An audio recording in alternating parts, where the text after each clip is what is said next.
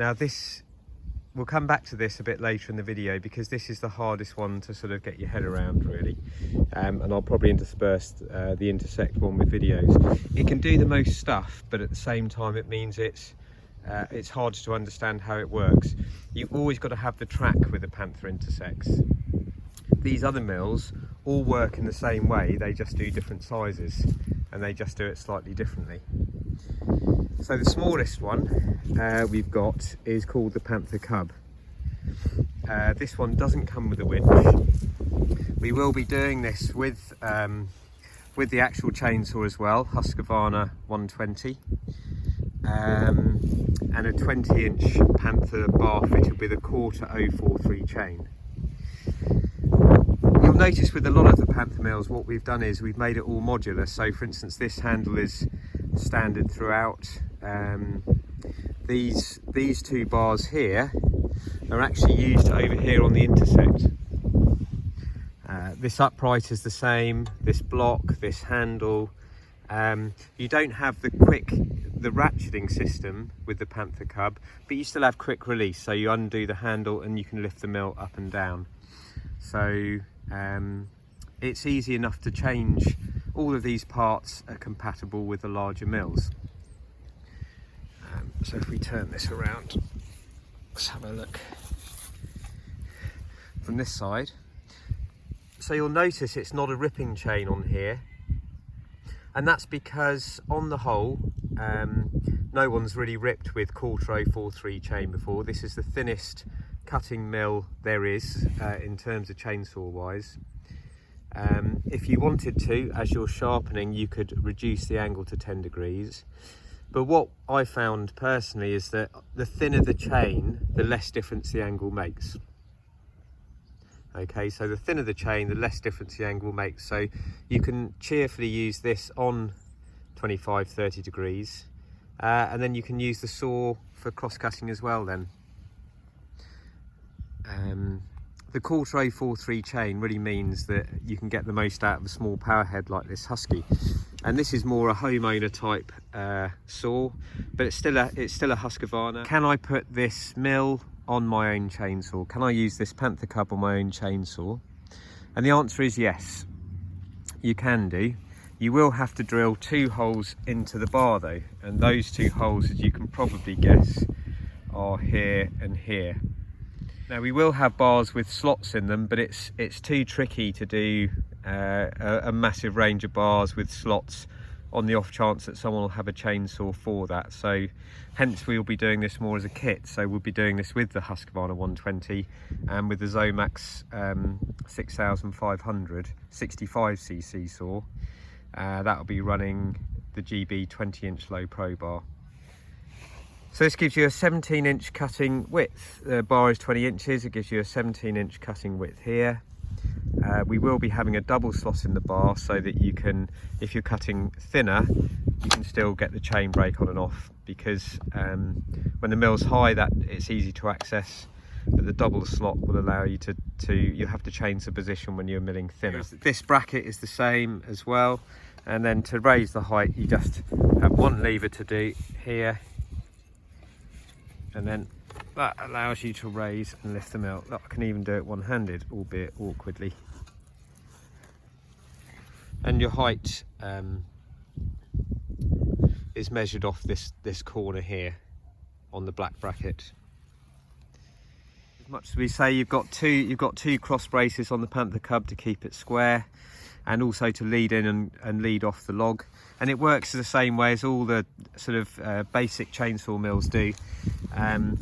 Works horizontally. You use first cut system to get the top of the cut flat, and then you can go on by using the top of the log as a reference point to the Panther Horizon. And this is called the Panther Horizon because it's the Panther horizontal mill, and again works pretty much in a standard fashion to most mills. This has got a new top 92cc chainsaw on it. It's a bit of a beast.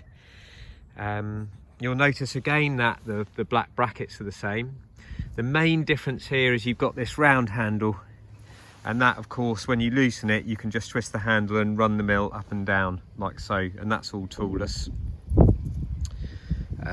Also on the mill, if we look at it from the other side, you can see there's a nose guard there, which you don't tend to have on the smaller mills, but you tend to have that on the larger mills, and that's mainly because you've already got a fixing at the end anyway. The nose guard is all made of stainless. The Panther Horizon mills up to 48 inches run the steel PMX low profile chain, which found to be an excellent chain for giving the smoothest, fastest cut. You save a little bit of kerf as well, but the main reason is just it spares the power head and you can go longer. So on this setup here, we've got a 42-inch bar, and on the longer mills, 48-inch mills, then you'll have you can have a 48-inch low pro bar as well. And we have actually got 64-inch low pro bars as well to fit the saw. You do have to be a little bit more wary of them. Everything's got to be right, because obviously you're really pushing how the distance you can mill with a 64-inch bar. The profile on these two mills is 30 mil, so you can see the actual thickness of the profile is 30 mil, and that's pretty standard for most chainsaw mills. It's 30 mil. When you go to the Panther Cub as well and the Intersect, you can see it's all 30 mil profile, which is pretty standard.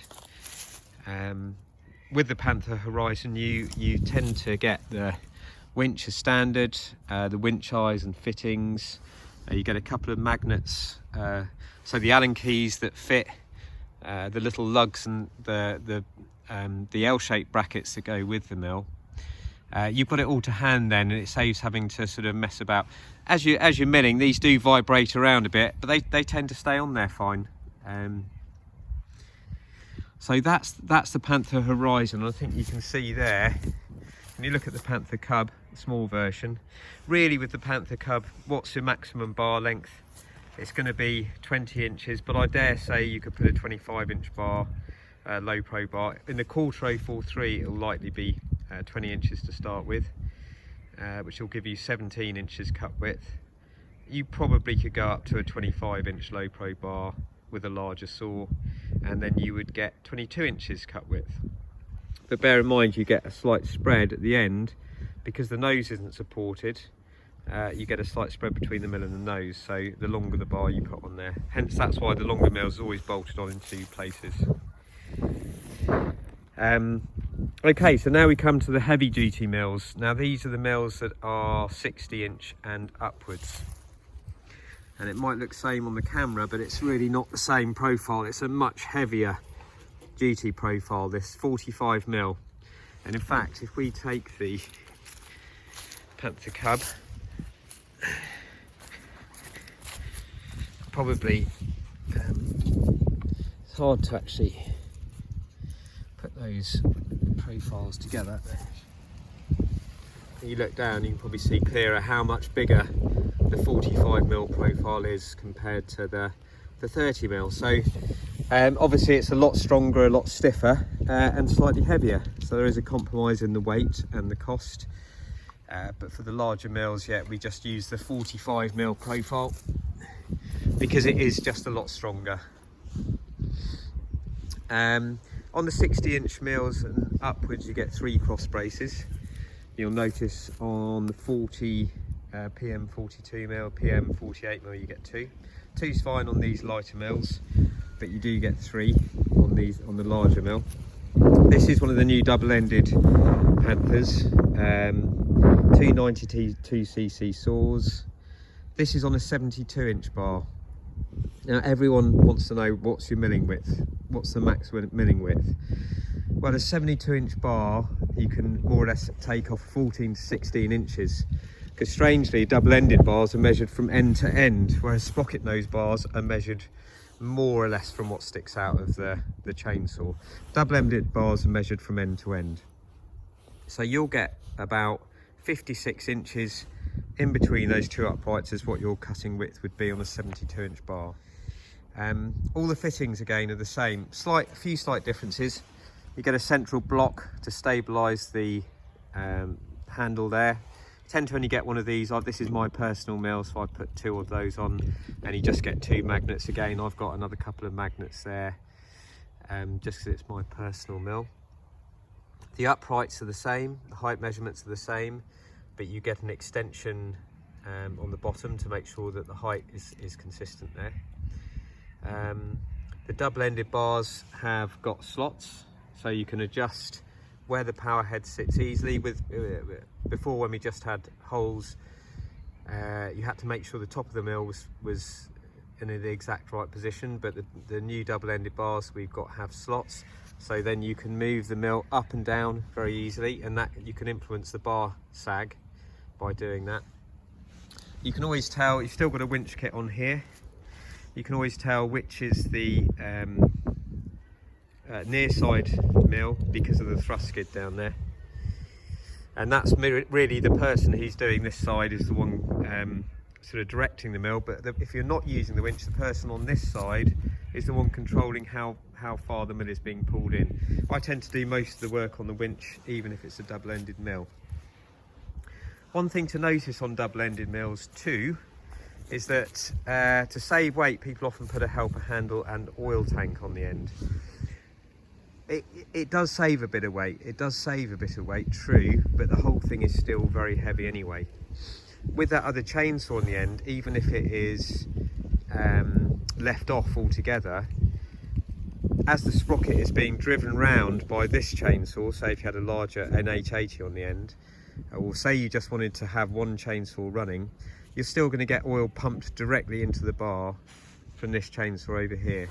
And it does take some of that little, on the longer bars you get a little bit of bar sag, but it does help take that bar sag out.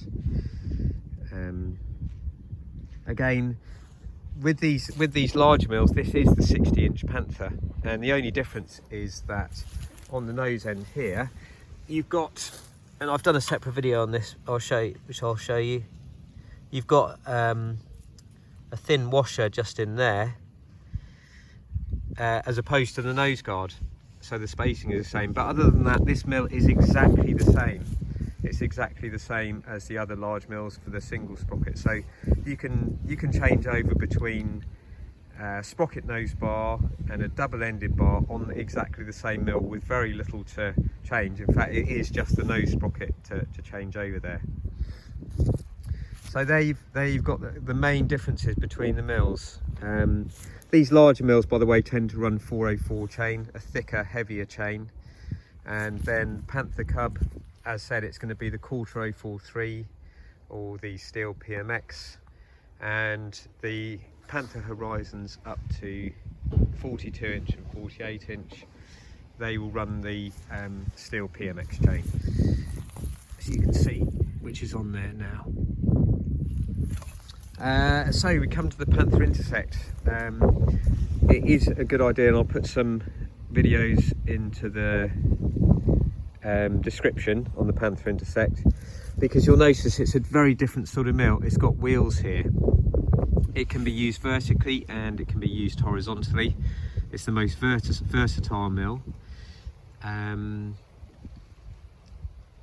Again, it clamps differently to the bar. You've got a double slot in the bar there, so it gives you only clamps at one end, but these wheels run in the first cut system.